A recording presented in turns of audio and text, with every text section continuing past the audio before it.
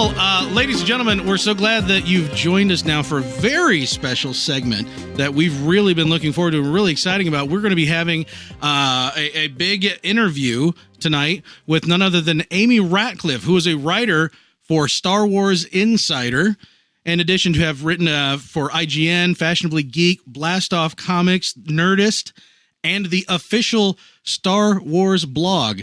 And Amy, I'm glad to have you here tonight. How you doing? I'm great. Thank you guys so much for asking me to be on. Oh, are you kidding? We couldn't pass up the opportunity. Oh, So no. yeah, and it's been a big thing because I think our listeners are probably a little concerned about how legit we might be coming across right now. Yeah. We might actually be soiling our own reputation a little bit. We're ruining our rep, man. We're ruining it by improving it. Yeah, exactly. The hipsters are going to be so mad.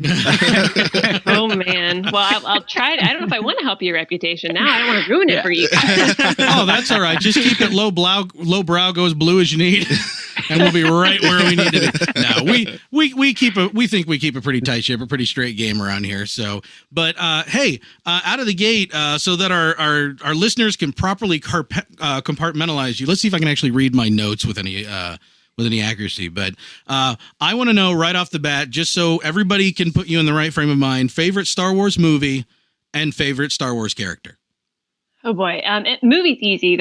I'm not original. It's Empire Strikes Back. There you go. There you go. It's still like a warm hug. Yay! I love it. Yeah. I love tauntauns. That's I love correct. wampas. Yeah. It's like the So much I handshake love. that's not too firm, but not too, limp and soft. It's not clammy. It's just like, yeah, solid. Yeah. All right. And no Tatooine, right? No Tatooine. No tattoo. No sand. It gets everywhere. Yeah. And, It's so coarse.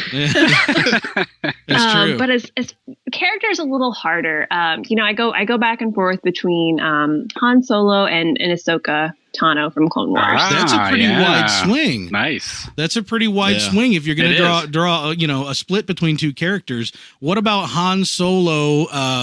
Do you like, other than his roguishness, right?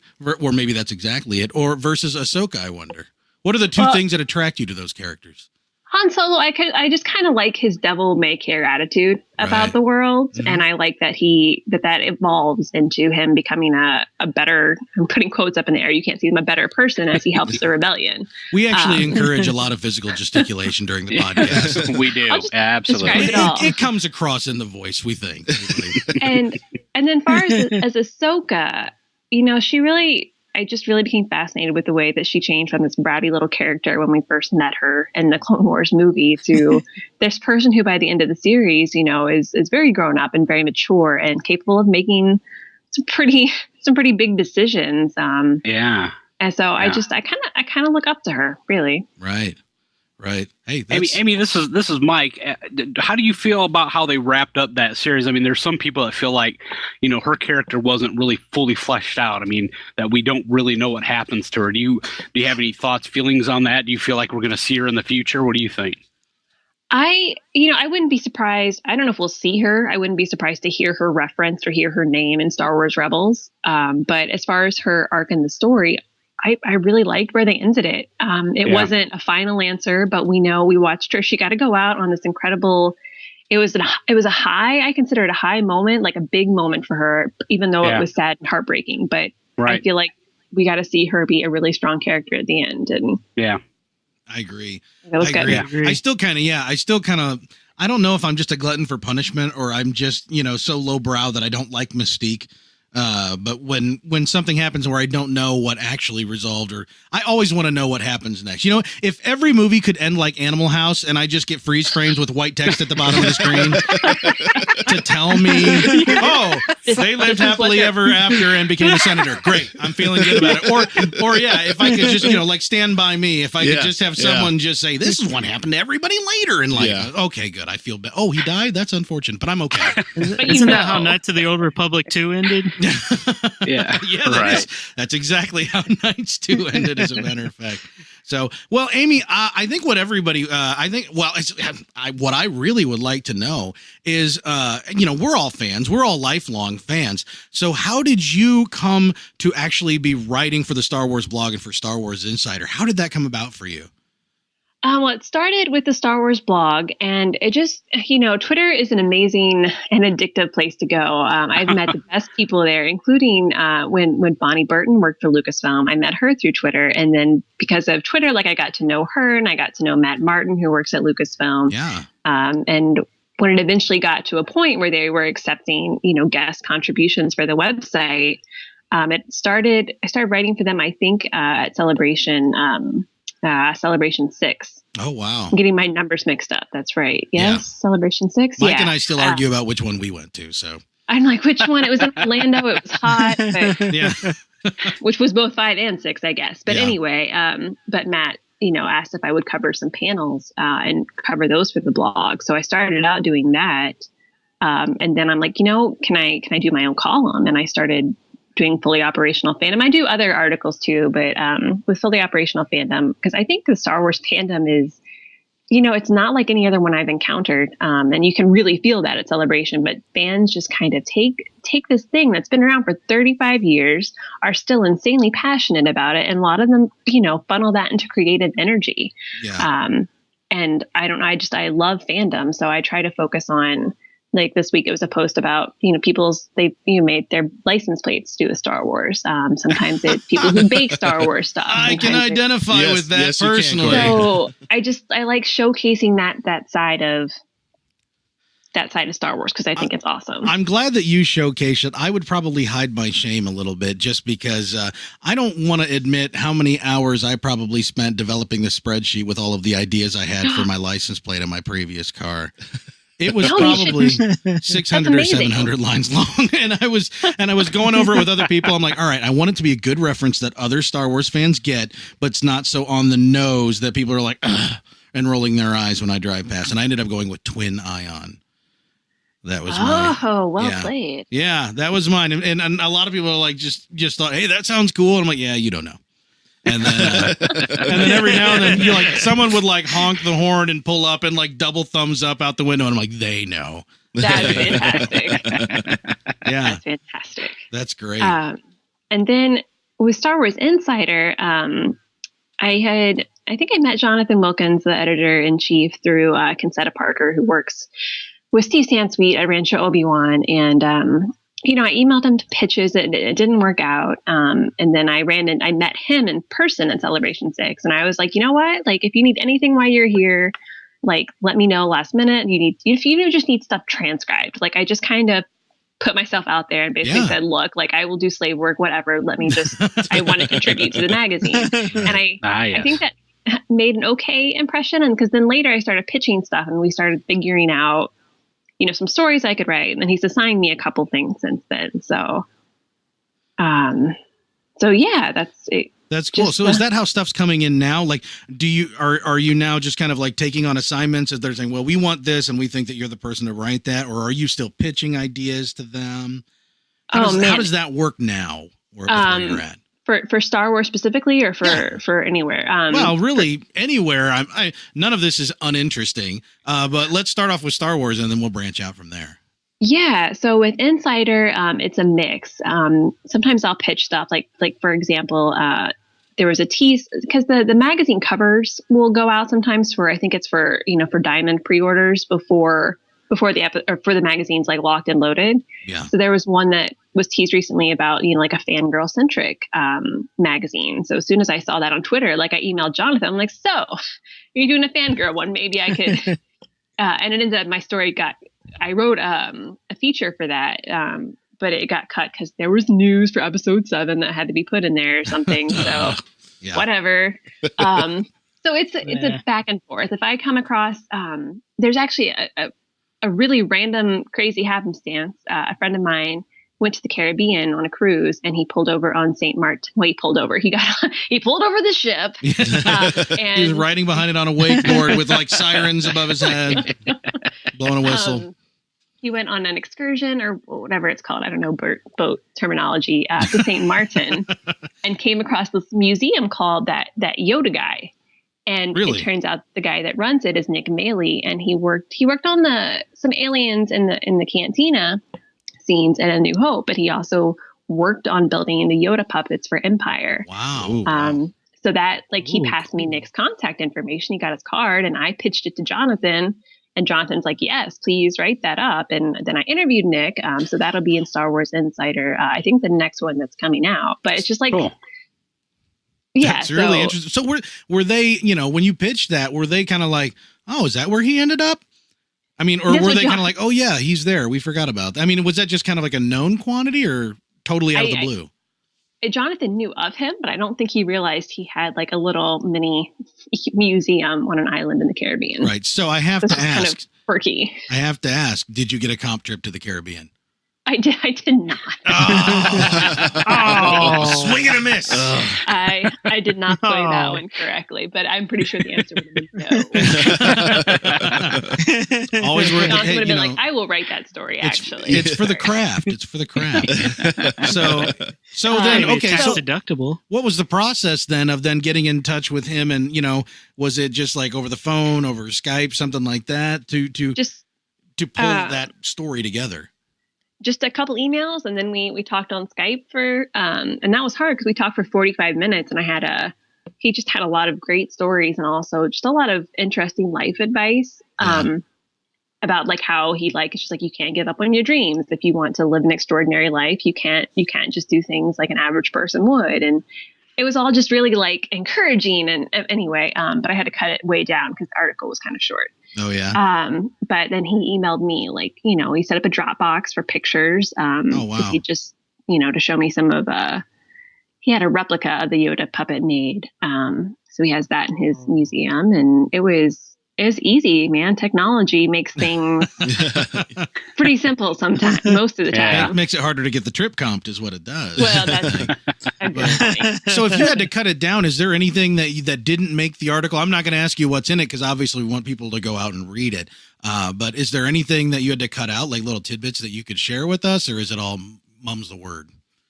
No, I'm trying to remember. I actually think this little piece, I don't remember if it ended up in the article or not, but he was talking about, how he was trying to get into the movie business, and he just had to work at it. And he pointed out this really great thing that he's like, if there's an obvious way to do something, that's what a million other people are going to be doing. Yeah. So you have to kind of come in it and hit it sideways. So instead of going to George Lucas's front door, he went and talked to Stuart Freeborn.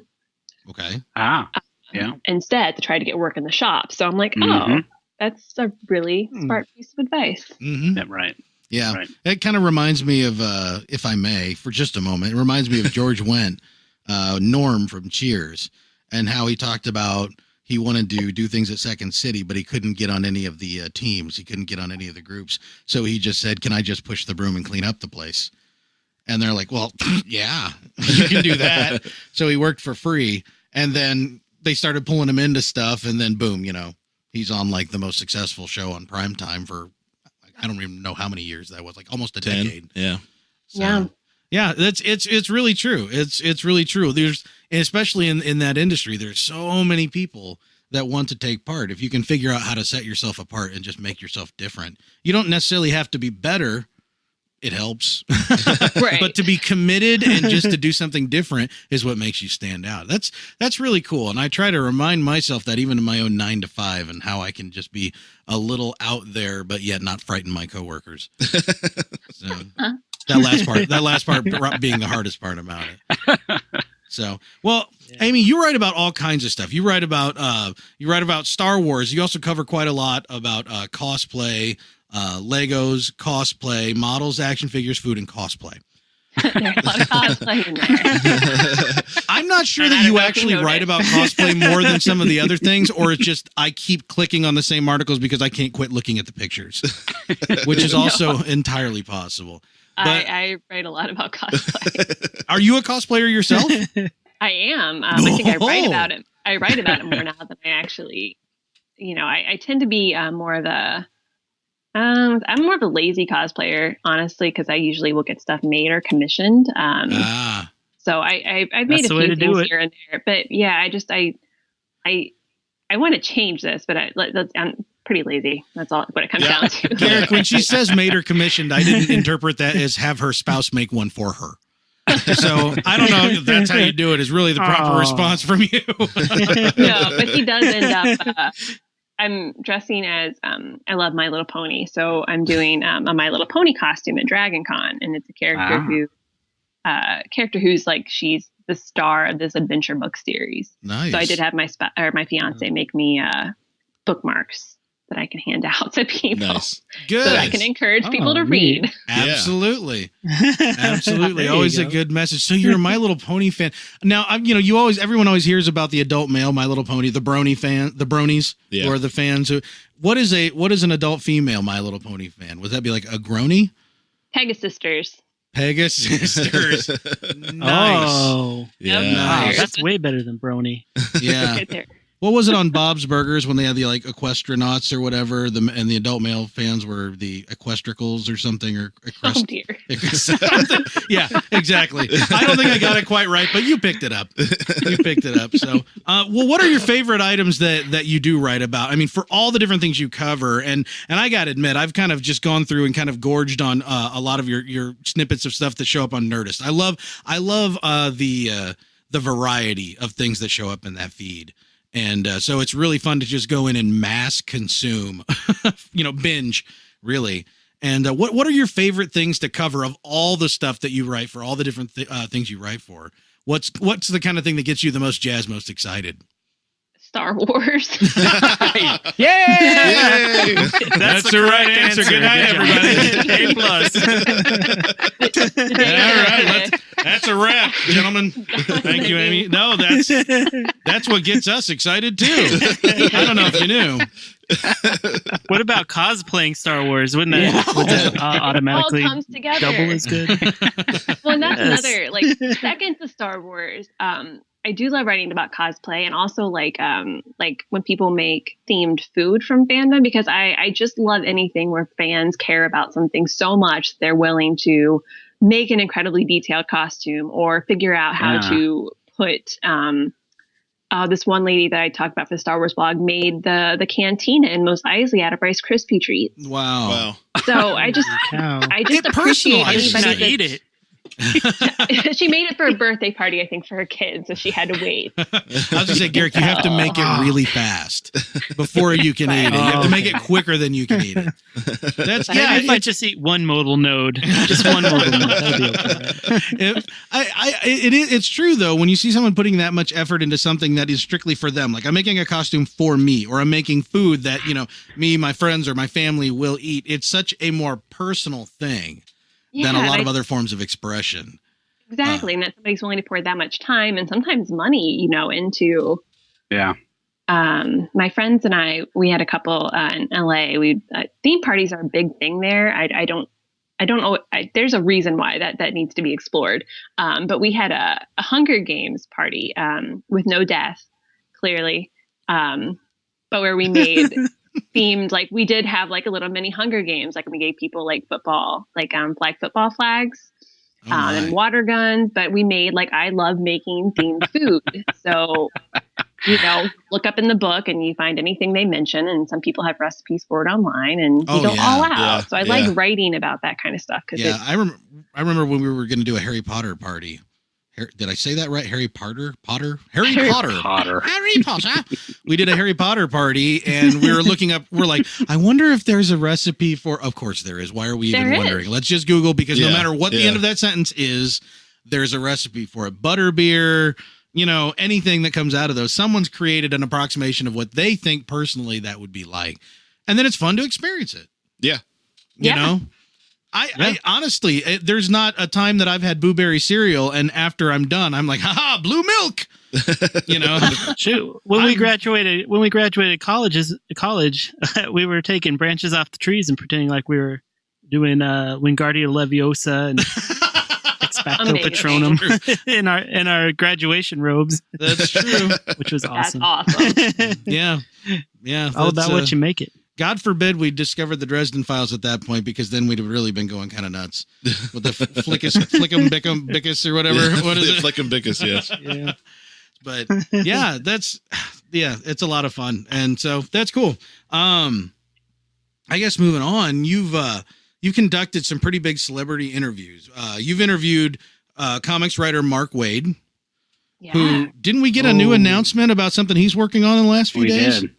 What is that? Yes. Someone remind me. The Princess Shield Leia. one, or It's the Princess Leia, the Leia comic. Yeah. Oh, yeah. Leia. Yep. Yeah, and I know Garrick was really He's excited still working about on that. Daredevil too, which is awesome. Yeah. He's doing I think he's doing an Agents of S.H.I.E.L.D. comic too that kind of ties in with the TV series a little, or Really? at least uses the characters. Interesting. I know Garrick's a big Daredevil fan. He's a busy so guy. He's getting excited Yeah. whenever he sees Yes. crossing those. His- He also wrote yes. His He Daredevil co-wrote is Kingdom Come too, Corey. He did? Yes, yes, it is. Yeah, Boy, co-wrote it's Kingdom been so Come. long since I've actually read that. That completely got past me. with Alex Ross. Yeah. Yeah. That's one of my favorites. Yeah. Yeah. But of course, unfortunately, I didn't know I don't know any details about it because that's back when I was consuming comics at such an arm's length. It's kind of like, I like the pretty pictures. This Alex Ross guy makes neat watercolor looks, but Makes it hard to read when you got it that far away from you, though. yeah, when I hold it all the way out. Thankfully, I have short Yeah. arms, so my Yeah, eyes that's can good. overcome That's the good. distance. But you've interviewed Mark Waid. You've at Comic-Con last year, you talked to Aaron Eckert, right? Of of I, Frankenstein and Thank You for Smoking, several other things. And you've even interviewed the winner of the coveted Corey T. Wilson Award for Best Use of an Extraordinarily Small Amount of Blue Latex, Jennifer Lawrence. Yes. I'm not ashamed. I have no shame in how my appreciation for her grows every day. Now I'm assuming that those interviews happen like junket style, like they're sitting there for an hour, 2, 3, 4, 5, and folks are kind of filing in and from different international outlets and things like that, and kind of going through the questions. Is that an accurate assumption? Not at Comic-Con. Okay, how does it work at Comic-Con? It's crazy. I was going to use a curse word that I refrained. Still free. It's fracking crazy. Yes, there we go.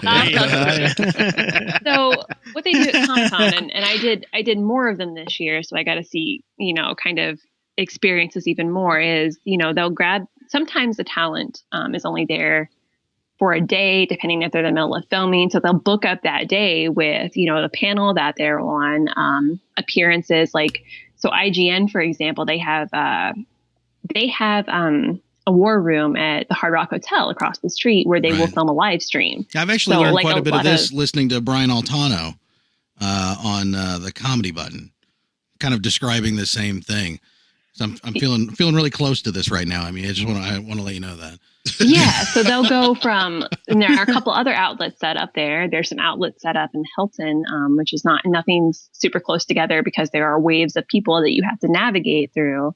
The talent doesn't have to do that. They get cars. Oh yeah, they get driven everywhere. Cars and back doors and alleyways and things. I'm exactly. Sure. So they will shuttle them around between any outlets that get one-on-one time. But for the most part, like the stuff I do, they come into a conference room at a hotel. A lot of the press stuff happens if you go to Comic-Con, it happens at the Hilton Bayfront. So if you ever want to see celebrities, camp out in the front. And people figured this out, but you camp out in front of there and you can watch them come in and out. And it's a press line, and you have a placard with your outlet on it, and you stand in front of your cameraman, and it is usually uncomfortably, like they overbook the press lines. Yeah. So it's usually uncomfortably, like you can barely move. Right. And then talent starts popping down the line. If you're lucky, you get 3 questions. Usually it's just 2. So it's kind of like the red carpet at the Oscars. Exactly. You're standing there and you want to get their attention and get your questions as quick as possible, but they're actually filing through. Yeah, and they do have a publicist, their publicist with them, so the publicist will make sure they stop at every camera. Right. Okay. But it is, and then they're answering, because all of our outlets, I would love to ask about other things, but I know that my editor needs to know about the movie or the next season of whatever, so they get asked the same questions. Right. Oh, I can imagine. But I guess if they're going through and they have to stop at everybody, they've kind of got their some of their answers, most of their answers for most of the questions are kind of ready-made, ready to go. And they're used to kind of keeping appearances and things like that. So that sounds rough though. Yeah. It sounds rough. Very to tiring, I would yeah. imagine. Well, I mean, from both Well, sides. everybody. Right. From yeah. everybody, yeah. Exactly. Yeah. And, oh man, I really admire. So I imagine when you interviewed Jennifer Lawrence last year, it was 2013, right? So that would have been for Days of Future Past. No, it was for Hunger Games. Hunger Games. Oh, it was actually Yeah. for Hunger For Games. Okay. Catching Fire. Yeah. Okay. They weren't Yeah, there that this came year. out sooner. Gotcha. Yeah. And she was- what kind of questions then, when you've got like 3 questions, if you're lucky, what are the things that you're banging out right then? What have you got in the gun when they come stepping by? I usually I keep I make a lot of notes beforehand and just kind of adjust based on sometimes what I hear other people asking, or sometimes they're in a mood. There are some actors that are just, I've only had it a couple times, but they're in a mood, so you just adjust. And she was very sweet, and I don't remember what the exact questions were, but I was asking stuff, like Katniss is at this place now. What kind of frame of mind is she in? It's really like generic borderline stuff, but that's the answers they can take and edit, and that's what they. Mm-hmm. That's kind of what they're expecting, and if you, I mean, I almost wondered if you catch them too far off guard, do they just kind of go, all right, and walk to the next person or something? How does that work? Because they're on such a tight schedule, and you would say, tell me about a rougher time when you were a teenager. I got nothing. Yeah. Not with that. I don't quite go that random. But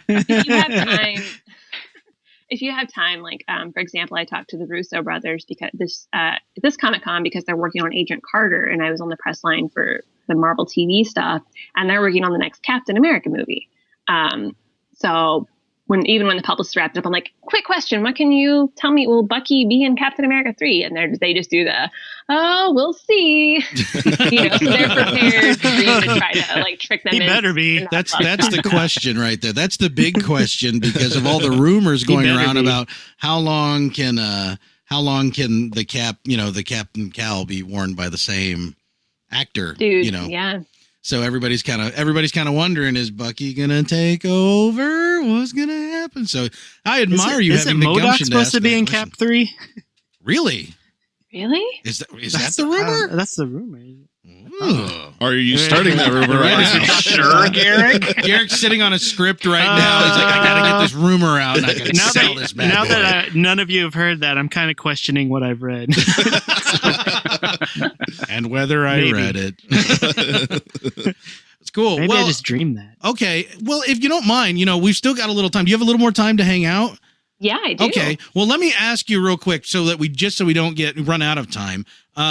So you've got that article coming out in the next edition of Star Wars Insider about that Yoda guy museum down on St. Martin, is it? Yeah. Yep. Okay. So we've got that to look forward to. Do you have anything else that you want to talk about stuff that you've got upcoming?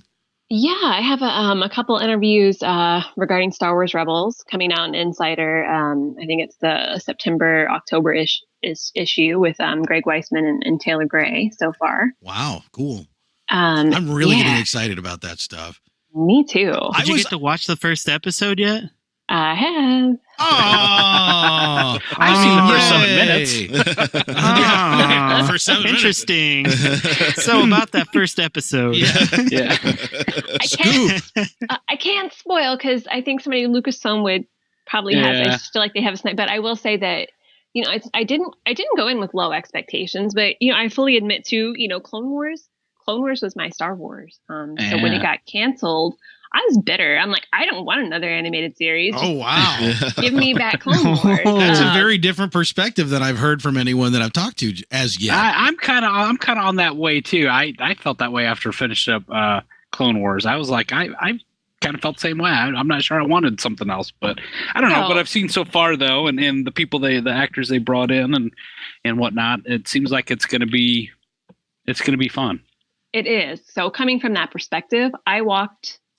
I sat there after the hour screening was over, and I was just like, "Frack, that's good." Awesome. Yeah. Awesome. Oh, sweet. That's awesome. Wow, yeah. Garrick. That's good. Are you gonna be all right there, buddy? It was just heartwarming. There was so much, they keep referencing or keep saying that the tone is like A New Hope, and you definitely see that in the first hour. And it's, they balance the lighthearted. I know people are worried about them Disneyfying it and making it too kiddie. Yeah, I don't. Yeah. Which I think is just ridiculous because It you is. can. Yeah, so there is the humor, but there's some serious crap going down, on Lothal and around the galaxy, and they don't. I shy know away just from it.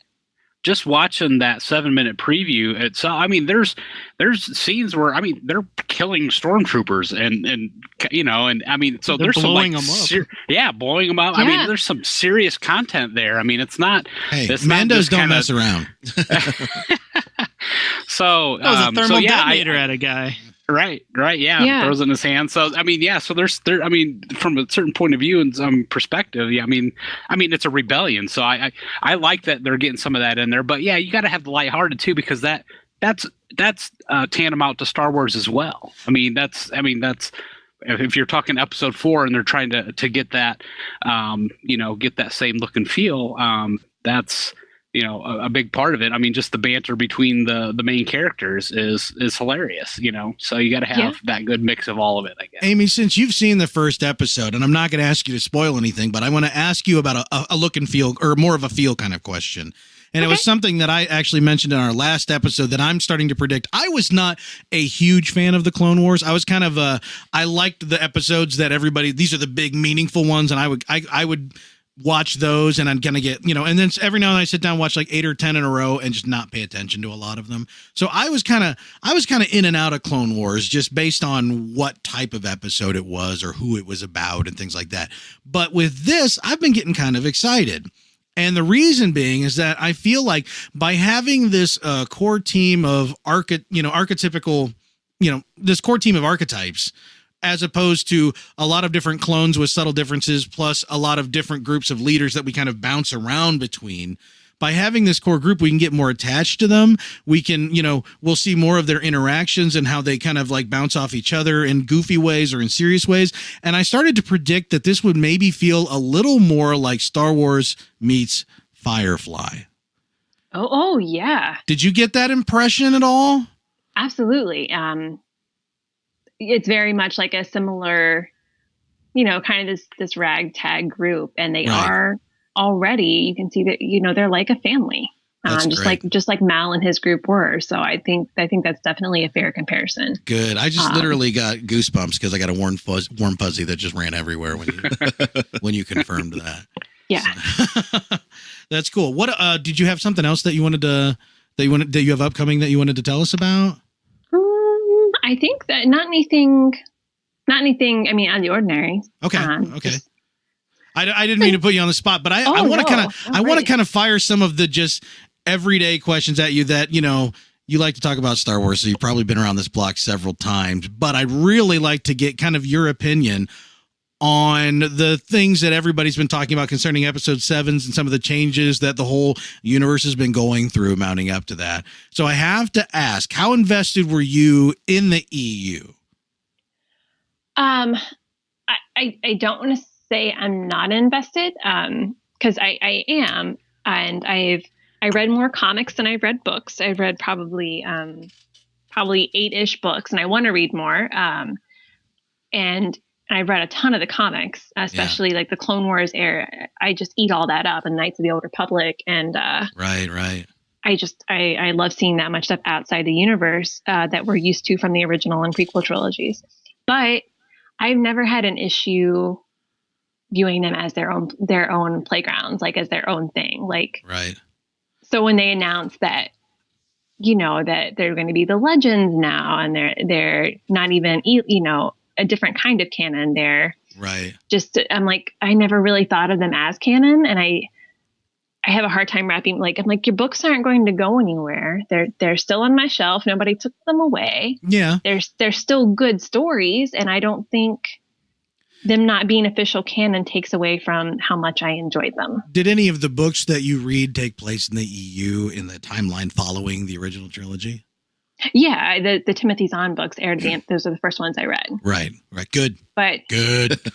I have Heir to the Empire sitting right on my desk in front of me. I don't know. I'm assuming how he put it there. Yeah, I did. That's not true. Vector Prime was the first one I read, and that turned me off of reading the EU for a while. Yes. Wow. That's the first one you read? Because a friend my ex's cousin who was staying with us at the time. I'm like, I want to read some EU books. Here you go. And I read it. It says and Prime like, right on it.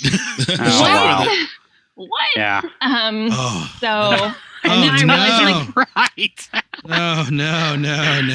You know, it's funny. After I read that book, I'm like, dude, this is what we're doing now. This is the direction we're going. This didn't feel like Star Wars at all. It tasted funny. I couldn't understand what was happening.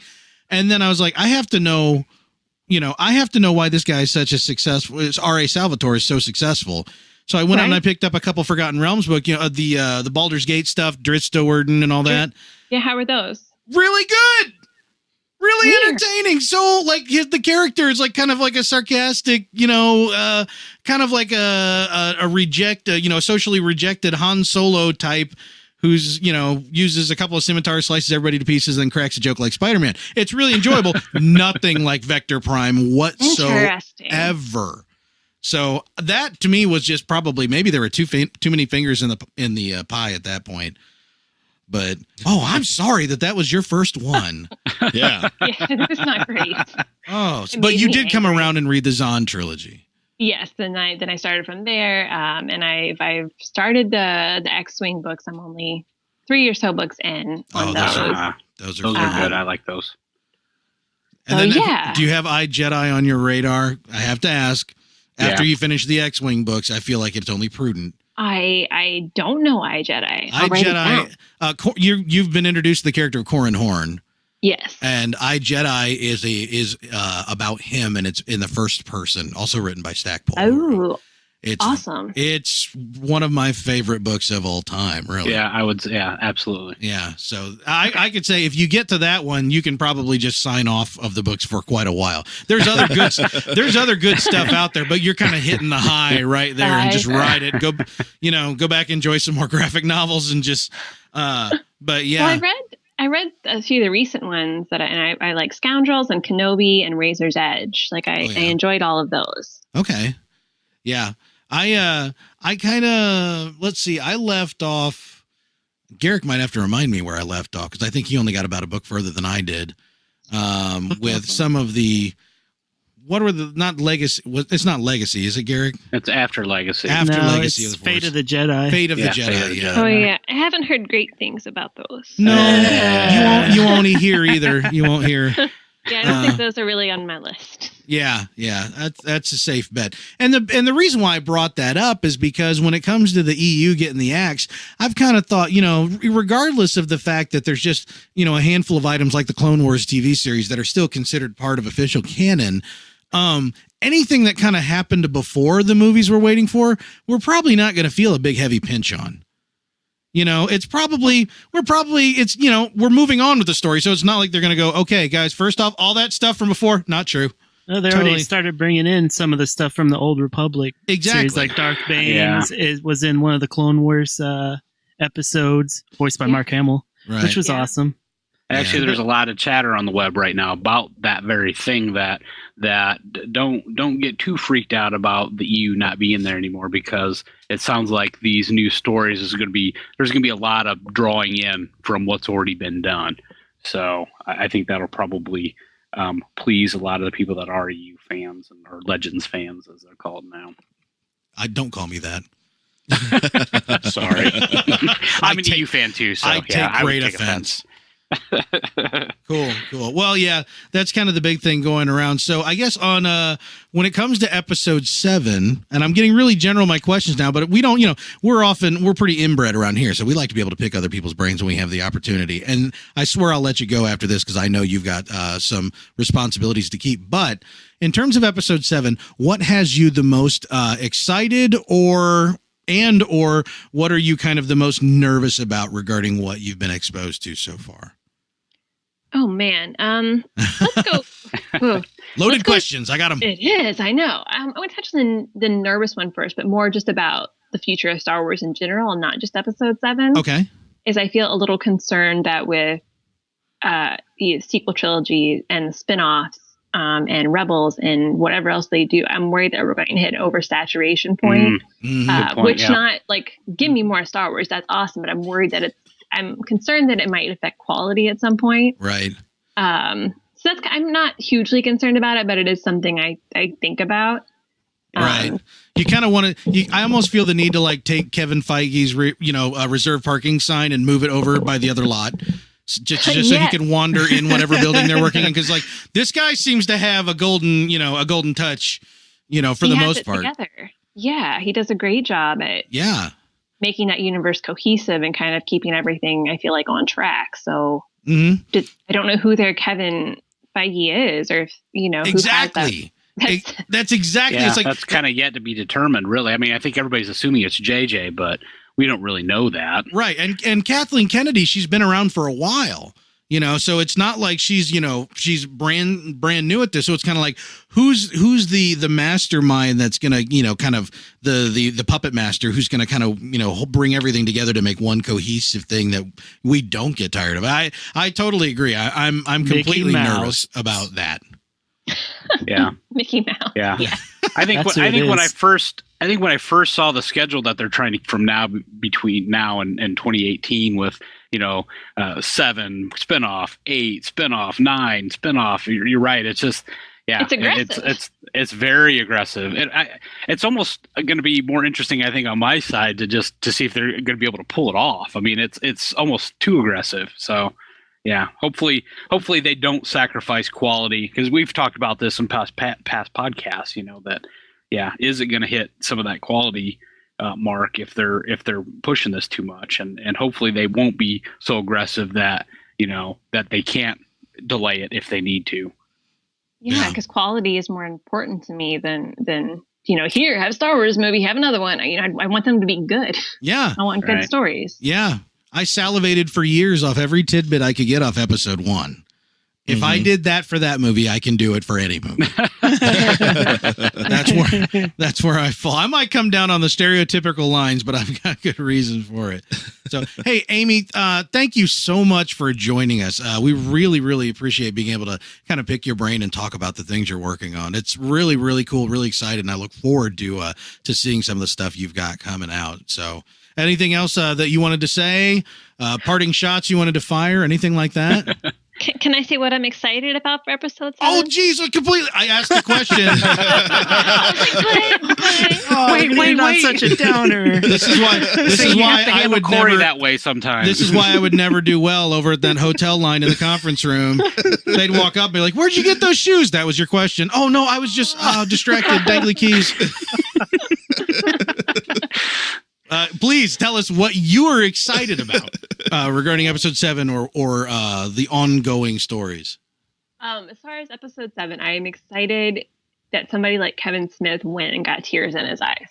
Excited about seeing the Millennium Falcon again and seeing Stormtroopers again and hopefully Tatooine again. And I'm just, and it's new Star Wars. Yeah. And that's kind of with Rebel. There's nothing like the high you get from seeing a new Star Wars for the first time. Right. Yeah. Yeah. True. You mentioned Kevin Smith. I had probably a pretty divisive rant a couple episodes ago, because that came out that he had tears in his eyes and there was this huge outpouring of, oh man, Kevin Smith was really moved by it and everybody's really excited. And I went, is he not moved by things anymore?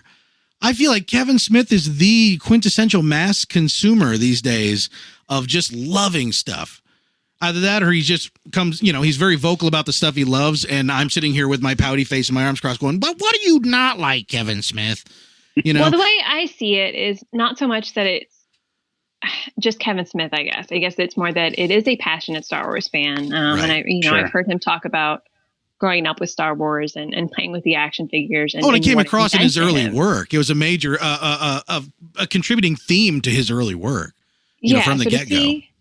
Somebody that we feel pretty, that we know has a pretty happy, passionate feeling about Star Wars. If it were me, no, it wouldn't matter. I cry at everything. Be honest. So, but if just that it moves somebody that much, right. And maybe you're right. Maybe he does. Maybe he cries over everything too. But it gave me warm, fuzzy feelings. Yeah, maybe Kevin Smith's my mom. Who knows? You know, she cries it during I almost said during phone, like long distance commercials, but that's not even a thing anymore. So I don't know. Well, if yeah, that's we even haven't a seen one of valid, those but in- yeah, half our listeners, what phone commercials? Be like T-Mobile? So, Well, and I saw him do an interview about it that is going to be on a thing that I am not allowed to talk about yet. Interesting. He just mentioned how it just brought back the feelings that he had when he was a kid yeah. watching Star Wars. And that's what the set detail. made him That's the feel. nitty gritty that I want. That's what I can latch onto. It's kind of like, oh, I saw this and I was totally moved, but I can't say anything about it. I'm like, I don't believe you. You know, I've been hurt too many times, Kevin Smith.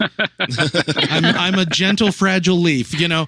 And so when I can start hearing that kind of thing, like, you know, this is actually invoking the feeling that I had, because that's definitely what I, for the most part, don't get from the prequels. Although, overall, I appreciate the prequels, and I can, for the most part, enjoy them for what they are. They do not invoke in me, you know, those feelings. And everybody says, well, you know, you were young, you know, that's why. And I'm like, no. And we've talked about it at great length. Right. We think that JJ is a student of feeling. He's a student of look and feel. Yeah. You know, and he's proven it with, and I always bring up Super 8 as the first 2/3 of Super 8 as a great example of him, understanding the look and feel of Spielberg's old style and being able to recreate that. And I think that if there's anyone that can make us feel that way again, it's got to be him, you know. Yeah. So that's exciting. It's exciting stuff. Well, hopefully we'll be able to talk again after we and maybe even after we know some more and kind of pick your brain a little more about what's exciting and what's not. But again, thank you so much for joining us. We really do appreciate you taking the time to talk to us tonight. So hopefully, thank you. Hopefully you had fun, and hopefully we can have you back again soon. Oh gosh, I'd love to come back. Absolutely. Thank you guys for Awesome. Yeah, maybe we can have you just come hang out one night and kind of banter with us a little bit. We'd love to have I'd you. love that. Yeah. Awesome. Yeah, you will meet when the museum opens. Sorry, just rub it into the nose of all of our coastal 4 more listeners. years.